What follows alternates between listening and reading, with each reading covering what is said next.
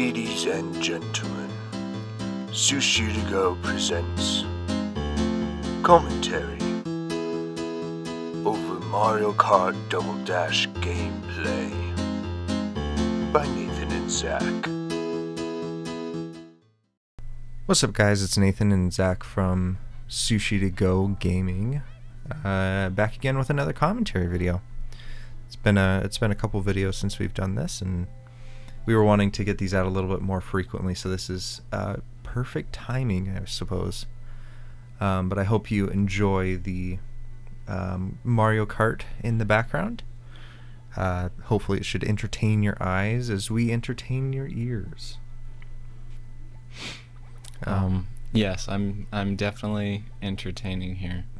But yeah, so we're gonna be talking about a few things in here. There's like a few key points we wanted to hit, and then just a few other stuff just that we thought was interesting and just kind of wanted to talk about. One of kind of like the main things that we're gonna be talking about is commentary is like a weird tag to put on a video, because we're not like commenting on any specific thing. Makes it sound almost like professional, like a newscast kind of thing, like commenting on something that's happened. Yeah, like a socio-cultural,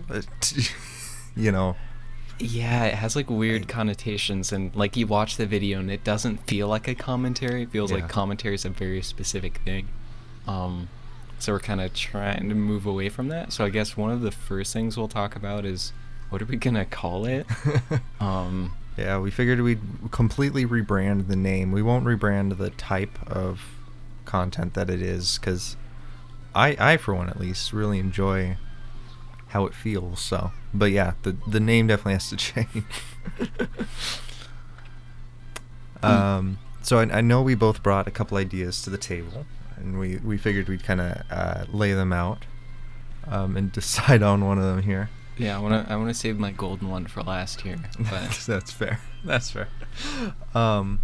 Ultimately, Sushi-To-Go itself is kind of maritime themed anyway, right? So I figured an interesting kind of basic, albeit, but an interesting kind of play on it would be like real talk, spelled of course R-E-E-L, belying the fact that it's us just kind of talking, kind of relatively candidly, informal. Yeah, because it's just kind of like an informal thing. I think it's probably also kind of unestablished. I've definitely heard it before, in regards to like people talking while fishing. There's also things like boat talk, which is just like talking while on boat. Small talk would also work, but is very basic and isn't even themed. But yeah, it's just kind of something we threw in there when we started running out of ideas. And then I had a pretty good one. I think we should go with cracking open a cold one in parentheses with the boys. Kraken, of course, spelled Kraken. Love it. Maritime themed. And I don't know. I feel like that one's, it fits the Sushi-To-Go with our whole Kraken in a box theme. Yeah, that's pretty great. I also actually pulled up the a website of fishing slang. Okay. That I'm actually seeing in here. We could also just call it chummers. Chummer actually apparently means a seasick person, so I figure, Ooh. Or just deadheads. Ooh. Like, yes, deadheads. I like that. Yeah. Ultimately, though, I think it really is the best combination of memes, puns, and themes to go with cracking open a cold one with the boys, or at least just cracking open a cold one. Yeah, whatever we decide with from those. I think either of those would be good. But I guess you guys will find out in the next commentary, because we'll still call this one Mario Kart commentary just to throw you guys off. But just for a complete surprise. But we'll name the next one. And if you guys have any thoughts on names or any opinions on the names that we threw out, you can absolutely feel free to leave that in the comments. And we'll definitely take those into account. Probably. Yeah, we'll read through them once we Mhm. get them, and see what you guys have to say. But Yeah. We did want to mention that we are sorry we've only been able to get out one video per month, essentially. Actually, I think it's been... Has it literally been one video a month? I felt like I think it has. We also accidentally like skipped the month of February, I think. Oh, you know what? I think that's true. Yeah, we're gonna try to get it out more frequently. The biggest thing was Nathan was the only one who had any editing ability at the time. Yeah. So I'm kind of working at that as well, so we can have multiple people editing, so we can work on possibly multiple videos at once, just so we can kind of get them out more frequently. We're actually going to be recording our next video pretty soon after this one, because we haven't recorded ahead at all up until now. So we're going to get a little bit ahead of it this month at least, and hopefully we can get out 2 this month at least, even if maybe April suffers, but we'll see, I guess. It is the 20th. Did you know? Yeah. I'll probably cut this out, but did you realize it's the 20th? Yeah, it's We've been got 10 days. Most of March is gone. Yeah. Maybe we'll only get out one video. Yeah. Well, yeah. Anyway, the point is that we're sorry, and we're gonna work on it. Though we also did mention that we aren't promising anything anyway, so I guess we can't feel too bad. But complete 180 though. I did want to talk about some gaming news that has been going on relatively recently. So I was curious, Zach. So you've played some Battlefront 2, right? The new Battlefront 2. Right? I have. It's been quite a while, but I have, I believe. Okay. So I've played a lot of it, and I got into it relatively soon into its lifespan, actually. Oh, okay. I was like on the tail end of the loot box era. Yeah, thank you. At the very beginning. Yeah. And I was curious, what were your kind of thoughts on Battlefront 2, especially with all of that controversy at the beginning with the loot boxes and all the decisions that were made near the beginning? Funnily enough, I was actually getting into the first Battlefront when that, because I had seen the whole loot box controversy as it released, and I was like, well, I'll just hop into the first game. And as a result, people had gone from the first game to the second game, and then back to the first game. So there was like quite an active community in the first one, and just kind of waited out for like a year and a half or something for like a completely new system to be implemented in it and everything. So fair enough. I held out basically until I got Battlefront 2. I held out and continued playing the original Battlefront because of course I'm a huge Star Wars fan, so I'm a super huge advocate for both of those games. But basically as soon as they fixed the loot box system, the player base from the first game just completely drained into the second. I would still try to go into, because I was still working towards player level 50 so that I could get the Shadow Trooper skin in the original Battlefront. But by the time that I was actually like getting close to getting that, the player base had completely drained and I couldn't actually get into any online games. It sucked so much. But that's when I started getting into Battlefront 2, which, like I said, the loot box system had been starting to be phased out, which was nice. I so hate the loot box system. Like, the idea of a loot box in general, I hate. Even if it's implemented inobtrusively. Yeah, more like an Asian style almost, or it's not racism, but like actual Asian games. A lot of times we'll have loot boxes or things where it's like you can get equipment or stuff, but it's not really part of the main game. Yeah. And it's more like decorative or things like that. Yeah, and see, even there, I just don't like the concept. I would rather the game force you to grind for all that stuff But then, especially with Battlefront 2, what I remember is that there were like essential game items that you had to go through the loot boxes. It was like the card-based system where Yeah. you would need like legendary version of cards to get the full power of the ability or whatever for like hero characters, which is Yeah. insane. Yeah, it's just it's so awful. But I also don't love Battlefront 2's new kind of way of doing things. Like the game has been out for a little while, so they've pivoted entirely. They're selling schemes basically for it.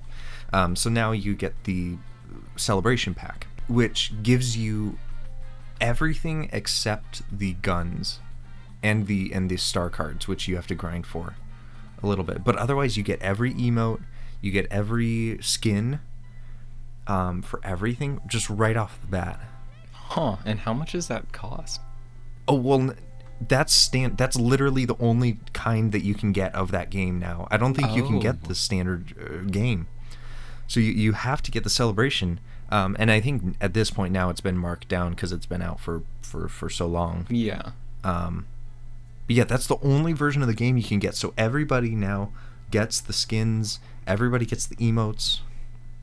And the worst part is they still have in-game credits that were used to buy the emotes and the skins and stuff, which makes sense because that's something you have to grind for in the game. But they still have that even though you get everything almost right off the bat, because you can't buy XP, you can't buy like trooper levels. So Yeah. star cards and or whatever they call them now. I can't remember if they were star cards now, but the star cards and the guns, you can't use the currency for them. Yeah, which makes sense. It shouldn't have Right. been that way in the beginning. Right, but then there's no point. So I literally have 200,000 credits just sitting, doing nothing, because there's literally nothing I can do with them. Which I don't like either. Because there's such a small sense of accomplishment for doing anything now. You're just grinding for, two kinds of things. Yeah, which is a huge change, especially if you look at how successful Squadrons was with their currency system. And it's like, it was really rewarding because it's like, oh, I can do like this amazing colored skin. Mm-hmm. And then there's also unlocking new abilities and stuff on each ship. Mm-hmm. Creating different loadouts and things with even based off of your loadout and the weapons you use, you could change the skin that it was using, so you could actually develop like some pretty interesting play styles as well as like just some cool moments with it. Yeah. So it made a lot of sense. Yeah. And you didn't need to buy the in-game currency either. You could just grind for it as well. Right. And it wasn't that punishing either. If you just liked playing the game, it was actually fairly easy too. Yeah, no, that's very true. There are a lot of aspects of Squadrons, I think, that are...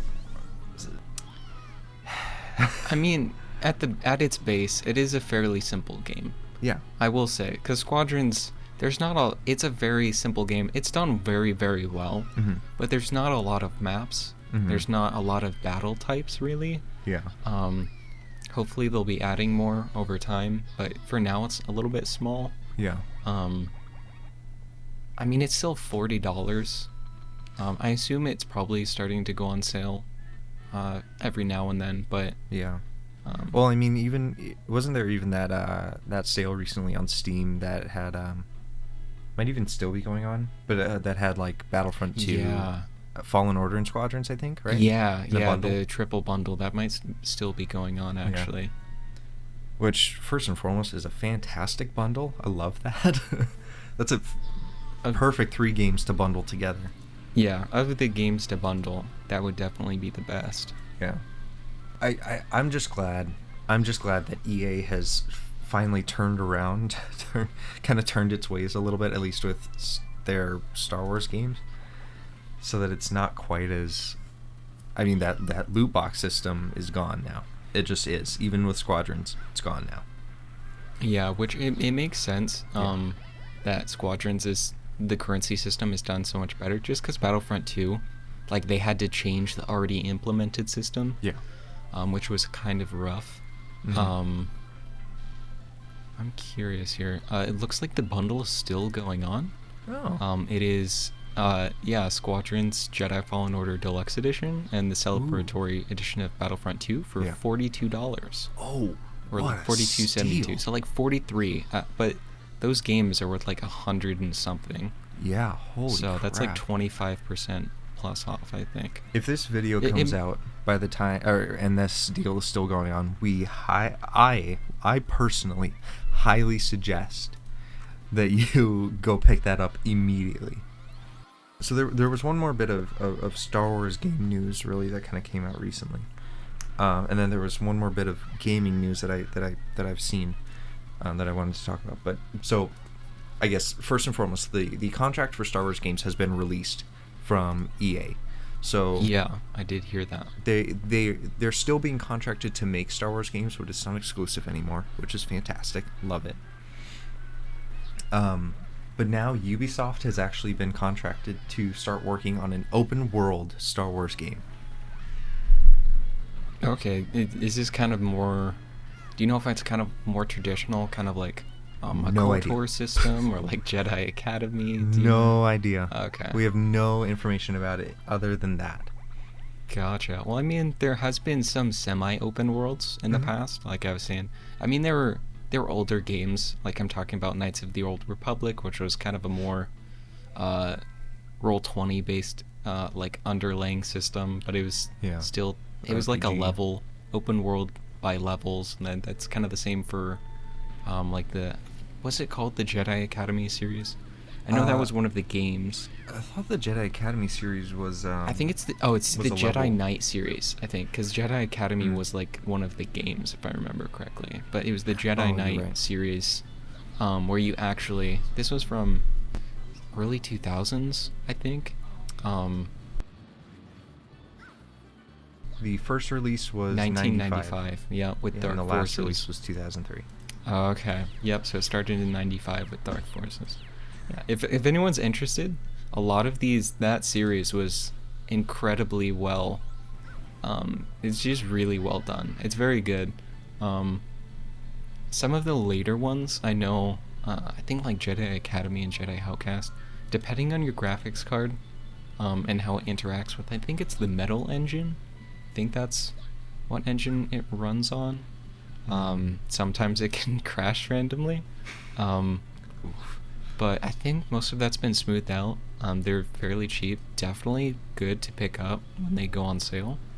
I've played through part of the later part of the series. I haven't played through Dark Forces personally. But yeah, definitely would recommend that. Funny enough, I've bought all of the Star Wars games on Steam. But obviously that means that I haven't gotten to all of them. But I haven't gotten to any of the Jedi Knight series. Okay.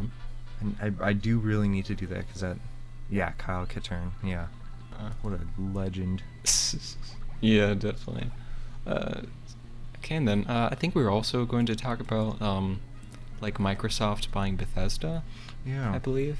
I don't know if I like Todd Howard being like under some larger corporation. I think like the basics of every successful business is Todd Howard being at the top. I mean, just historically, because when Todd Howard is at the top of the business and like its business infrastructure, it just works.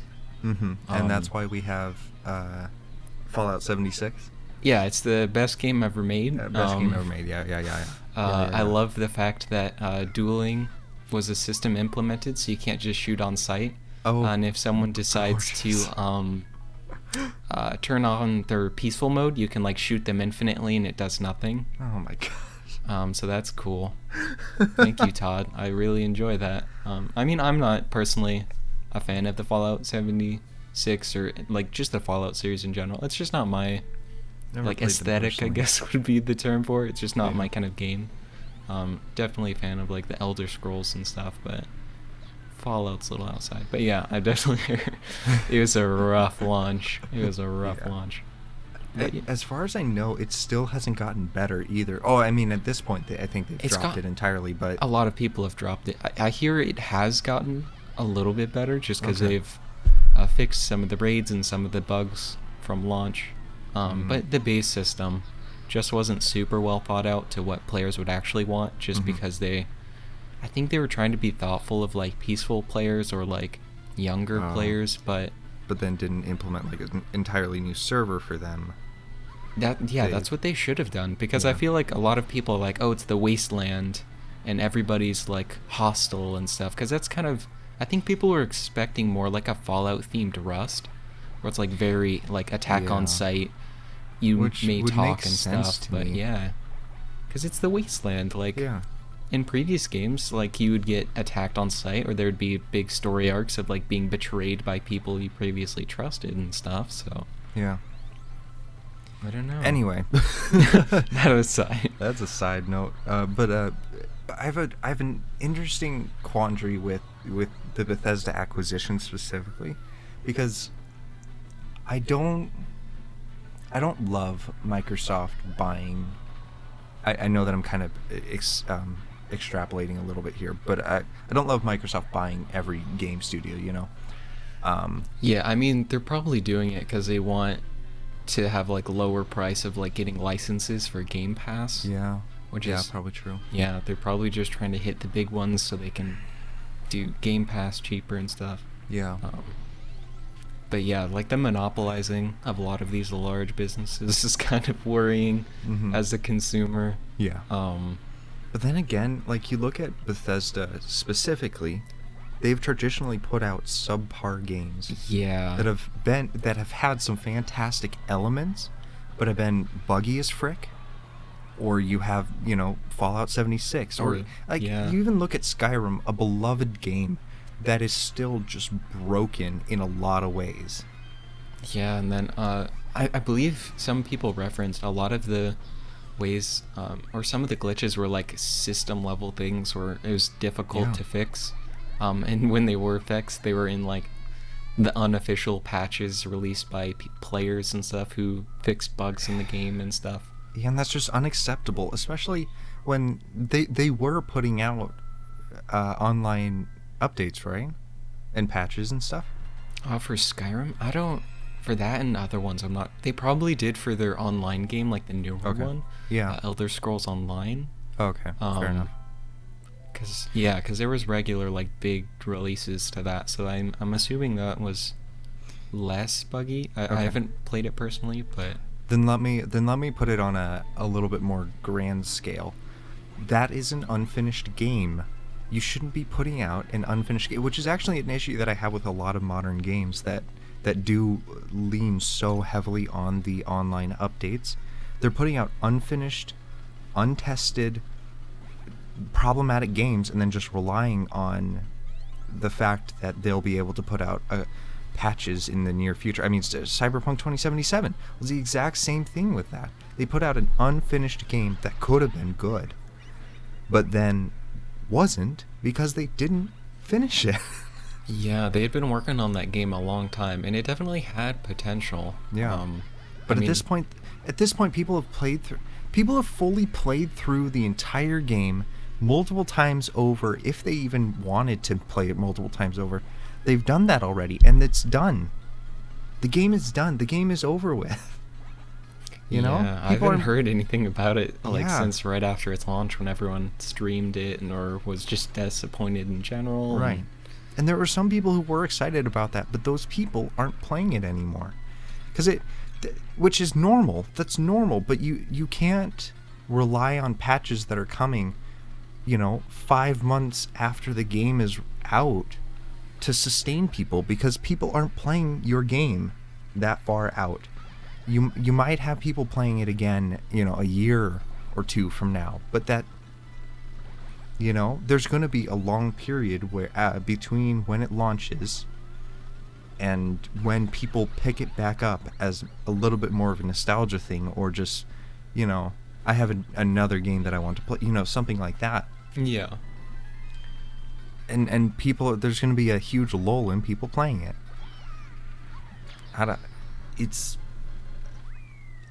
But this is the model that people keep, or that studios keep relying on. This was a huge aside, basically, for Bethesda. But Bethesda puts out a lot of times unfinished games that have a lot of potential and still have a lot of playability, but they are ultimately unfinished games.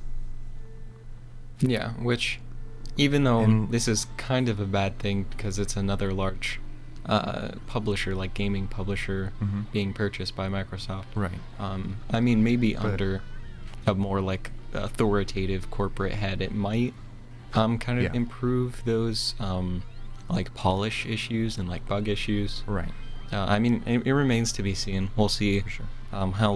How well like the programmers themselves are treated. I assume they would be That's actually a good point, treated fairly well, especially since it's Microsoft. Like, they understand the process of like project leads and just that whole process. I mean, they develop a lot of software, so I would hope they would understand kind of the whole process end to end of how to treat employees, right?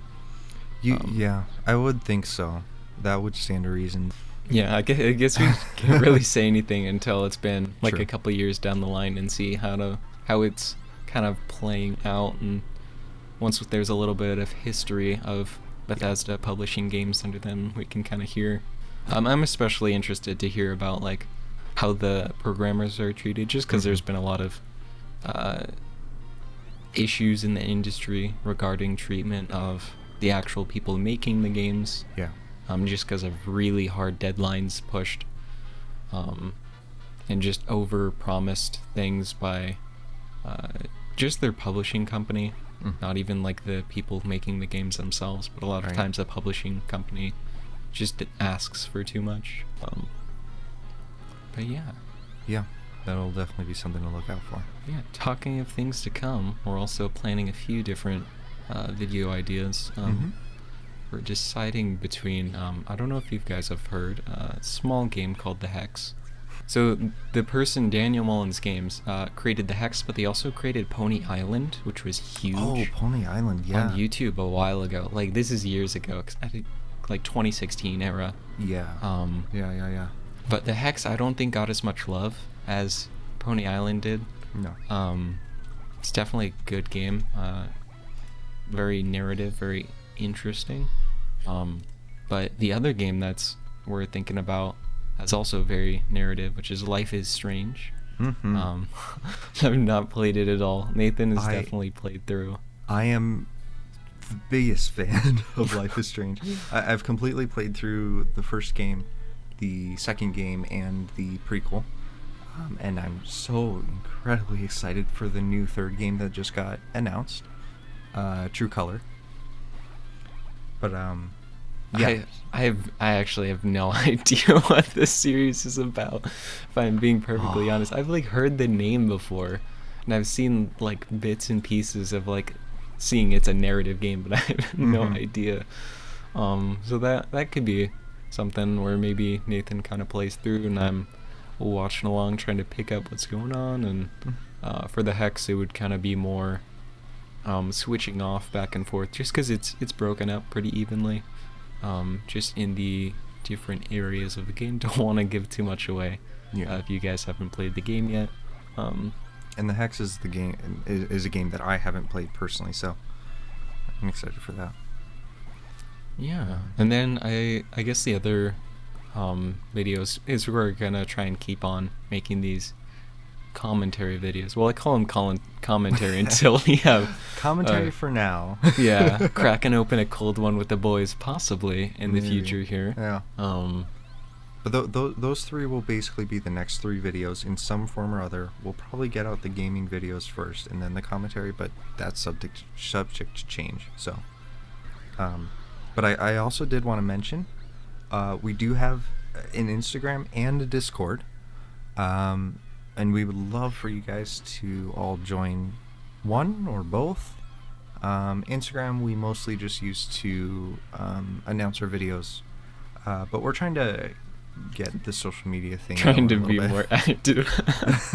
Even if it's just to like post memes every once in a while, try to have something up. And Discord, we definitely have a way for you to be notified of videos as well, but it's also we're trying to build up a little community, and Discord is one of the best ways to do it. So but we have those always linked in our Video description.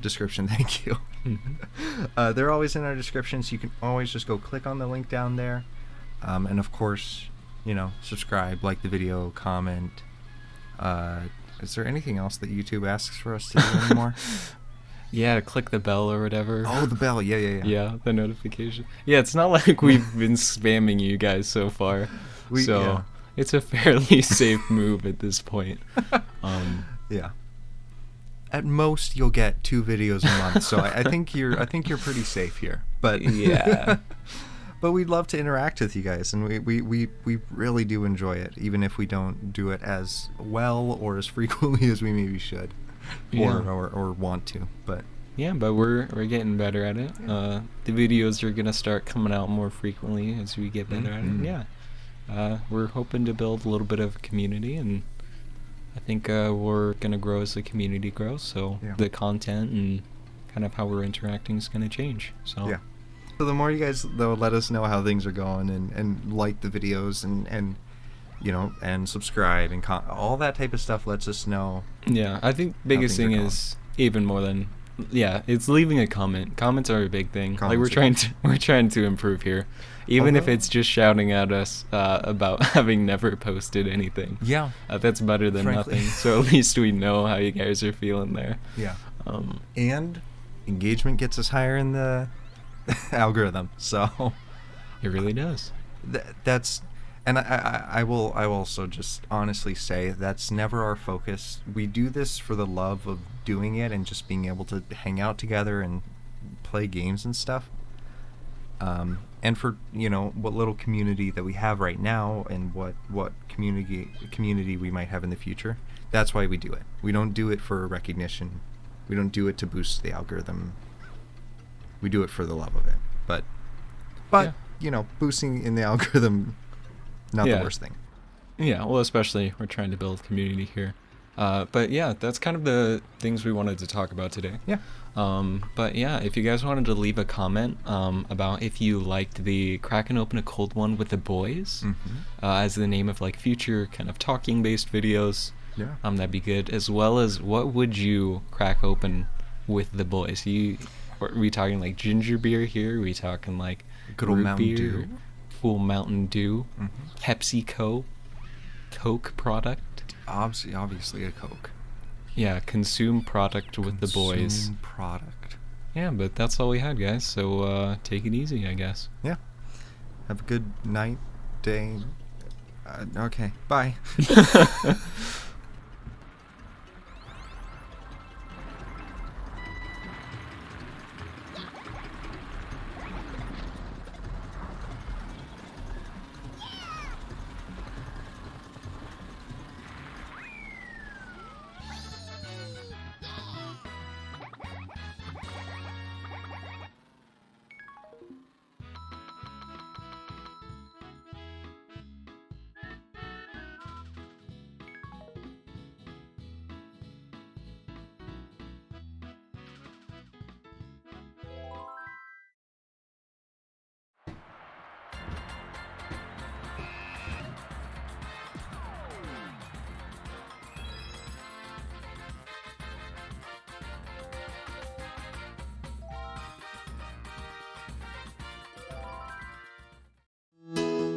Thank you for watching. Be sure to subscribe to Sushi-To-Go. This is Richard Moss, signing off. Good night.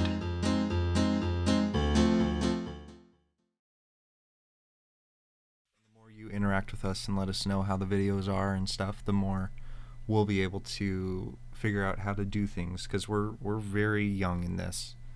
We're basically just babes, little babes.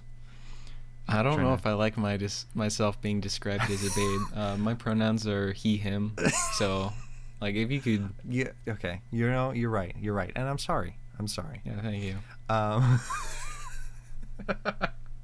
that's so stupid. But,